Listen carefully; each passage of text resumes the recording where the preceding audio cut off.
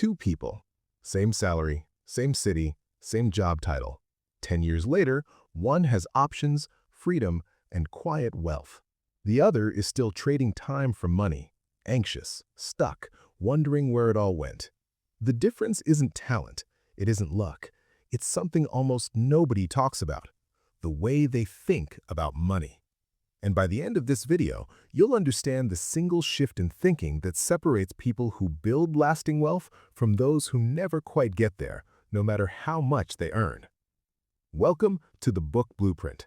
Today, we're breaking down The Psychology of Money by Morgan Housel, one of the most important books about wealth ever written. Not because it tells you which stocks to buy, not because it has some secret investing formula, but because it does something far more valuable. It explains how to think. Most financial books treat you like a spreadsheet. They give you ratios, rules, and returns to chase. But Housel does something different. He looks at real human beings, emotional, complicated, shaped by their pasts, and asks a question nobody else is asking. Why do intelligent people still make terrible money decisions? The answer will challenge you, and it just might change you. Here are 20 life-changing lessons from The Psychology of Money. Lesson 1. No one is crazy. Let's start with something that sounds almost offensive at first. Nobody is actually bad with money. They're just shaped by a completely different story than yours. Think about someone who refuses to put a single dollar into the stock market.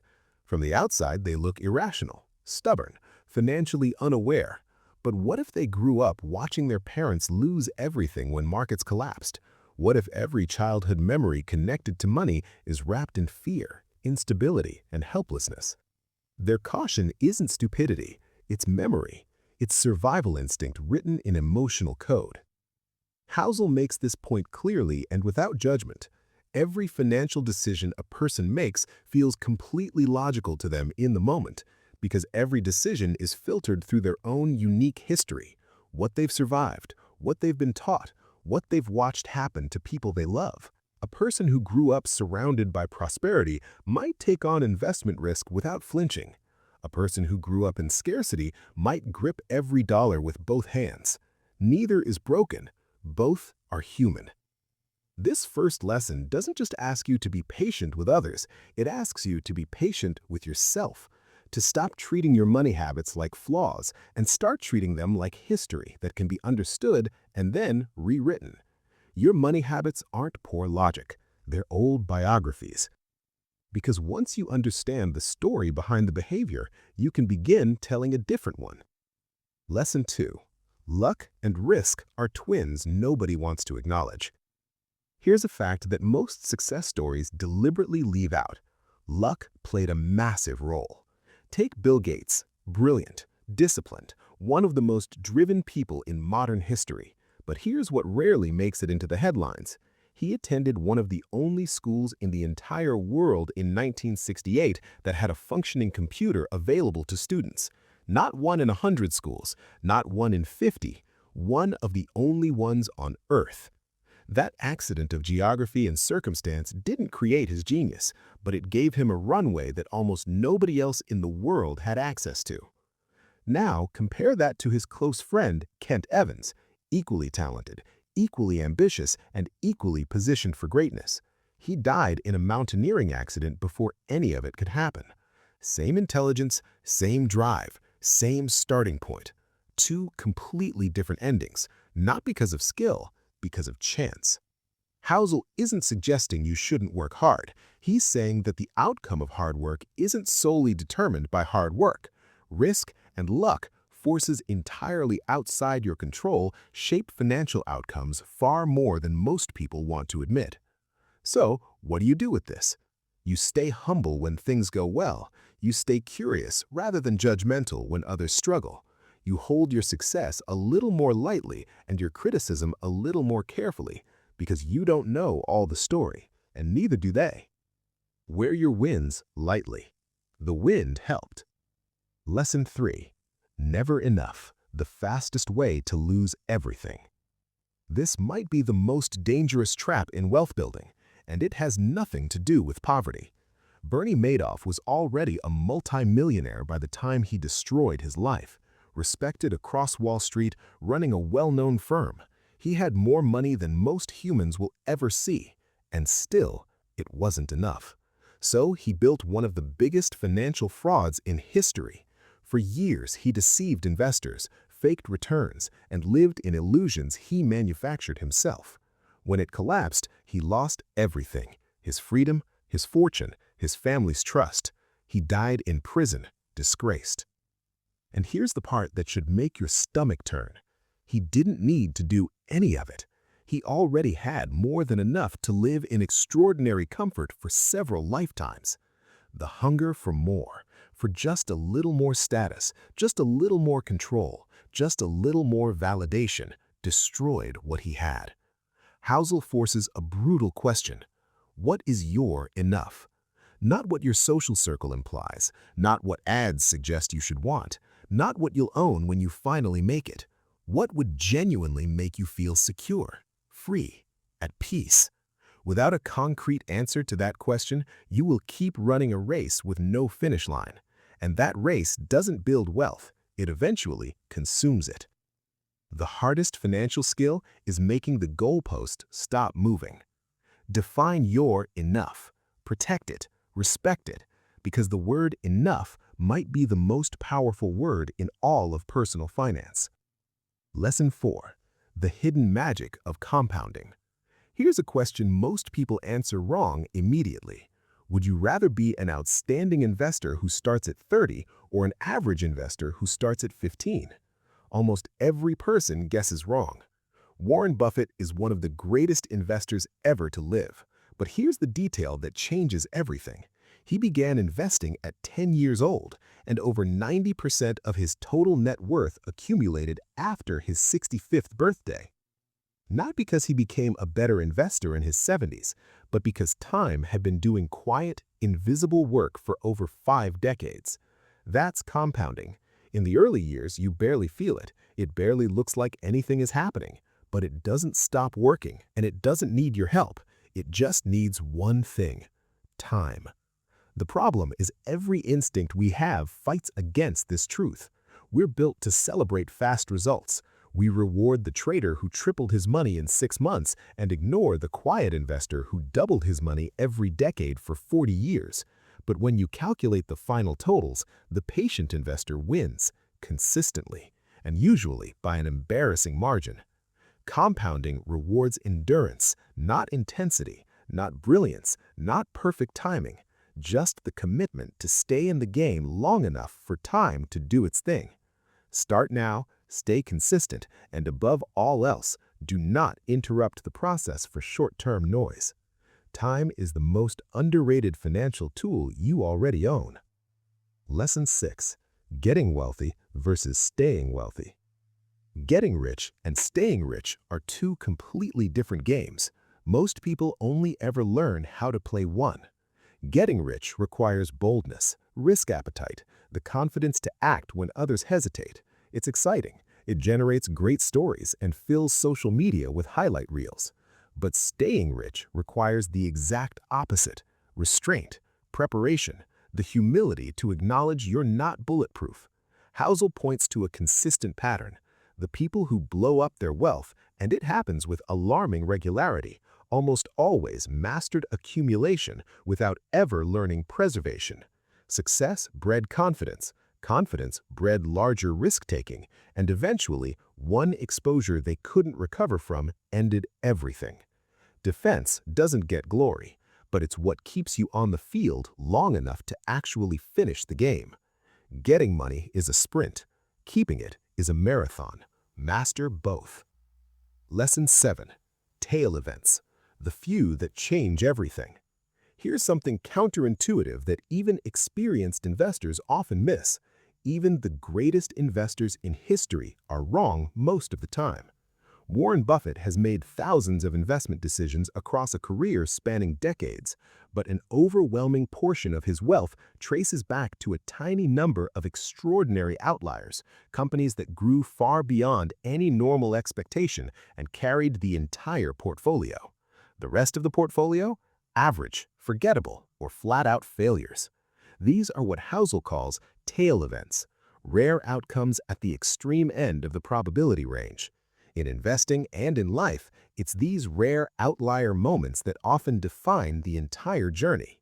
Amazon built hundreds of products over the years. Most were ignored or discontinued, but AWS and Prime were so significant they restructured the entire company's trajectory and more than absorbed every other misstep. The practical lesson here is genuinely freeing. You don't need to be right constantly. You don't need every bet to win. You don't need every chapter to go well. You just... Lesson 8. The car paradox. Nobody is admiring you. Picture yourself pulling up to an intersection in a brand new high-end sports car. A pedestrian glances over, maybe even a second glance. You assume they're thinking about you, your taste, your success, your status. They're not. They're imagining themselves behind that wheel. This is Housel's man-in-the-car paradox, and it cuts deeper than most people realize. We buy expensive things to signal who we are and to earn admiration. But the people who see our things don't spend time admiring us. They use our possessions as a canvas for their own desires, their own aspirations, their own what-ifs. The car doesn't say, "This person is impressive." It says, "I wonder what it would feel like to drive that." This doesn't mean enjoying quality things is wrong. It means buying them primarily for social validation is a transaction that almost never delivers what you paid for. Because the admiration you're chasing is a fantasy you're projecting. The people whose opinions you're dressing for are too busy managing their own lives to think about yours for more than a few seconds. Real respect comes from character, from how you treat people, from what you stand for. None of that requires a showroom price tag. Lesson 9. Wealth is what you don't see. The person broadcasting their wealth on every platform might be one unexpected expense away from crisis. The person driving a 5-year-old car, renting a modest apartment, and never posting about money might be sitting on genuine, lasting security. This is the invisible architecture of real wealth. Housel makes the distinction clearly. Spending money is easy. Anyone can look wealthy. Building actual wealth requires something harder, consistently choosing not to spend. The truly wealthy don't announce themselves through possessions. They announce themselves through options. The freedom to handle emergencies without panic, the ability to make major life decisions without financial desperation driving the outcome. True wealth is quiet. It's the savings left untouched. The investment account is growing without fanfare. The debt you chose not to carry. None of that photographs well. None of it trends online, but every bit of it builds the kind of security that the loudest spenders in your feed have never felt.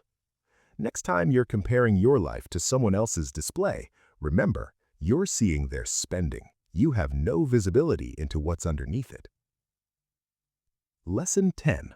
Saving, the foundation everything else sits on. Here's something the financial industry doesn't want to lead with. Your income matters less than you think. Your investment returns matter less than you think. What matters most is how much you consistently save. Someone earning a modest salary who saves a meaningful percentage will, across decades, build more genuine security than someone earning 3 times as much who spends nearly all of it. The math is not close. It isn't even a competition. But the real power of saving isn't just numerical, it's psychological. Savings give you something no investment strategy can replicate: options. When you have real savings, you can take chances. You can leave situations that aren't working. You can wait for better opportunities instead of accepting the first one out of desperation. You can handle a crisis without it destroying everything you've built. Saving isn't restriction. It isn't sacrifice. It's the quiet accumulation of leverage over your own life. The habit matters more than the amount when you're starting. Begin where you are, but begin. Lesson 11. Reasonable beats rational every single time. Financial theory loves the word rational, the mathematically optimal choice, the maximum expected return, the perfectly calibrated emotional neutral decision. The problem is that real human beings are not emotional neutral, and Housel argues that this isn't a weakness to overcome, it's a reality to design around. A reasonable financial decision, one that lets you sleep, that fits your actual life, that you can maintain without constant stress, consistently outperforms a theoretically perfect one that you'll abandon the first time markets move against you. Why? Because a good strategy executed imperfectly over 40 years beats a perfect strategy abandoned during the first crisis. If lower-risk investments remove the temptation to panic sell during a downturn, those investments serve your actual life better than the higher-risk options that might theoretically return more, but that cost you emotionally in ways you can't price in. The best financial plan is not the one that looks best on paper. It's the one you can actually live with year after year through good markets and bad ones. Your peace of mind is not a soft consideration. It's a hard financial asset.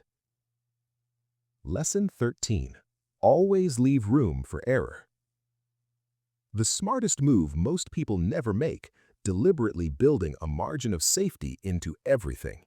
This isn't pessimism, it's precision. Bridges are engineered to hold far more weight than they're expected to bear, not because engineers assume disaster, but because good engineers respect the gap between prediction and reality. Your financial life requires the same kind of engineering. Keep more savings than you think you'll need. Structure investments in ways that survive significant downturns. Don't borrow right up to the edge of what you can technically manage. When something goes wrong, and eventually something will, the margin you built becomes the difference between a setback you recover from and a collapse you don't. The margin of safety doesn't mean you're afraid, it means you're prepared. Lesson 14. Your future self will want different things. Here's a quiet financial trap, planning your entire future around who you are right now. At 25, you might be completely certain you want to retire at 50 and travel infinitely. At 45, you might discover you want nothing more than to keep working at something meaningful, close to the people you love most. People change, deeply. The things that excite you today will shift. The things you currently ignore might become everything. Housel isn't suggesting you stop planning. He's saying you should plan with humility. Build flexibility into your financial life. Don't lock yourself into rigid commitments that punish you for growing into a different version of yourself. The best financial strategy isn't the one that perfectly serves who you are today. It's the one that still works for who you haven't become yet. Wealth building is a lifelong journey. Plan for the journey, not just for one fixed destination along the way. Lesson 16. Everything worth having has a real cost.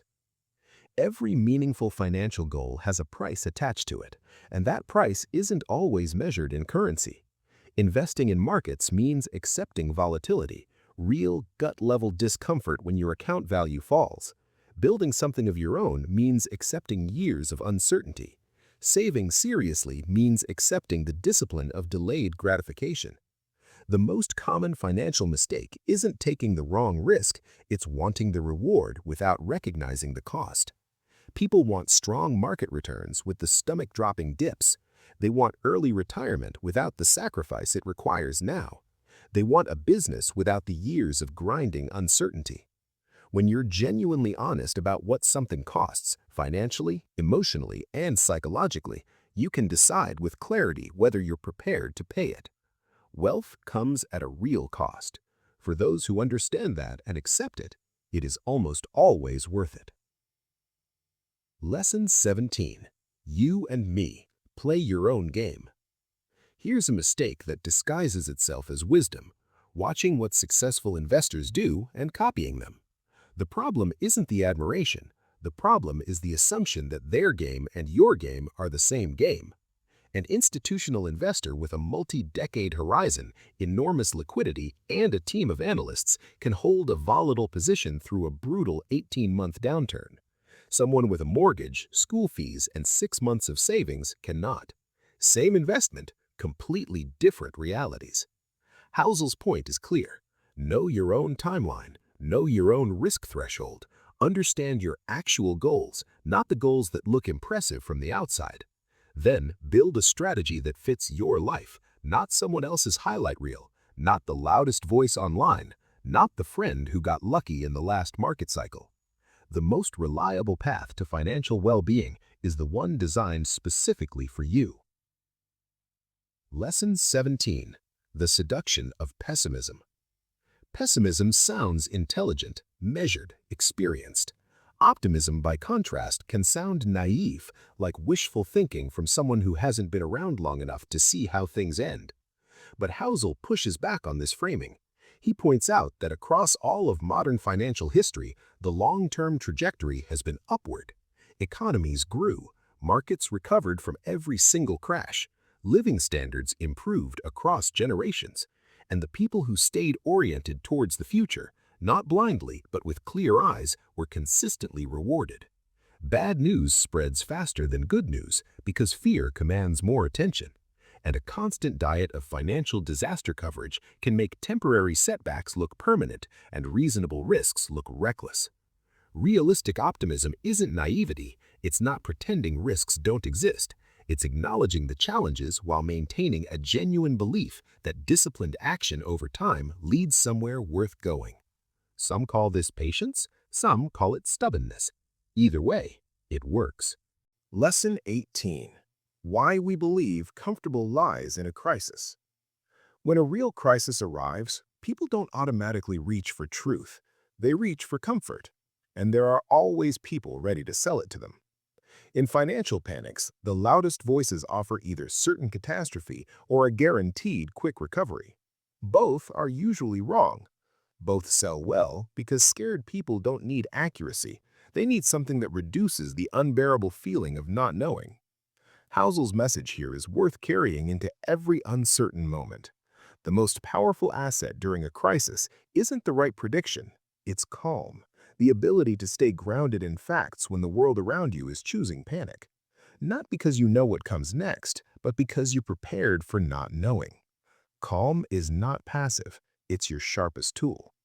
The clearest minds in a storm aren't fearless, they're prepared. And prepared people make decisions. Everyone else just reacts. Lesson 19. All together now, the through line. After 20 chapters, the thread connecting everything isn't complex. Save consistently. Let compounding do its quiet work. Define your enough before chasing beyond it. Stay humble about the role of luck. Build margins of safety. Plan for flexibility rather than perfection. And use money not as a destination to reach, but as a tool for freedom to protect. None of these principles require a finance degree. None require exceptional income or access to rare opportunities. They require something rarer and more difficult, the sustained willingness to think clearly about money over years and decades, not just in moments of excitement or panic. The psychology of money is the one course that could change everything for most people, and it is never formally taught anywhere. Confessions. No one gets it perfect. In the book's final chapter, Housel does something unexpected. He drops the authority entirely and admits that his own financial philosophy isn't flawless, that it evolved, that he made mistakes, and that what he values today isn't what he valued a decade ago. He once believed accumulation was the primary goal, more money always. Over time, he realized something different. The thing he actually valued was freedom, the ability to make choices without financial pressure dictating the outcome. And that, quietly, is the whole book.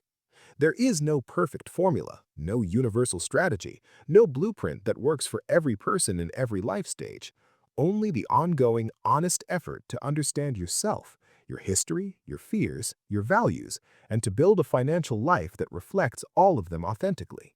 The most important financial decision you will ever make isn't which asset class to choose. It's understanding why you think about money the way you already do. 5 rules to master money psychology. Before we close, let's make this real and practical. Rule 1. Define your enough. What number, what level of freedom, security, and choice would genuinely make you feel at peace? Write it down. Name it. Protect it. Without this anchor, every goalpost keeps moving. Rule 2. Save more than you think you need, not only for growth, but for options. Your just-in-case savings is your freedom savings. It buys you the ability to choose without desperation. Rule 3. Time in the market, not timing the market. Stop trying to predict. Start staying invested. Markets reward endurance over cleverness. Let the process run without interruption. Rule 4. Use money to buy back your time. The objective isn't possessions, it's autonomy. The freedom to decide what you do each day, who you spend it with, and what you walk away from. That is the real currency. Rule 5. Plan for flexibility, not perfection. Your priorities will change. Build a financial life that can accommodate who you are still becoming, not just who you are today. Final reflection. You don't need extraordinary intelligence to build lasting wealth. You don't need a premium income or insider access or a once-in-a-generation opportunity. You need patience. You need self-awareness. You need the honesty to examine your own psychology, the beliefs, fears, and habits driving every financial decision you've ever made. Because in the end, money is not simply a number on a screen. It is a reflection of every choice you've made under pressure, in moments of fear, confidence, greed, or clarity. Understand your behavior and you understand your future. Remember that question from the very beginning? Two people, same salary, same city, same job. 10 years later, completely different financial lives. Now you know exactly why. It was never about the money. It was always about the mind behind it. Go back to the first 10 seconds of this video. The answer was always right there. If this breakdown shifted something in how you think, about money, about behavior, about the quiet decisions that compound into a lifetime, then you already know what kind of person this channel was built for. People who take ideas seriously and act on them. If this resonated, hit like and subscribe to the Book Blueprint. We go deep on the books most people buy but never actually finish. And we're just getting started.